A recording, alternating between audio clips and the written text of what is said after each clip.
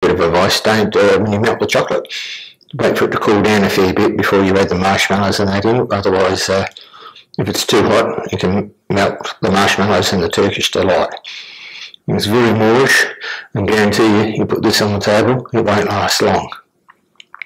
So give it a try. It's like I say, it's a simple process to follow. Please hit the like and subscribe button, and please leave a comment. Until the next video, thank you very much.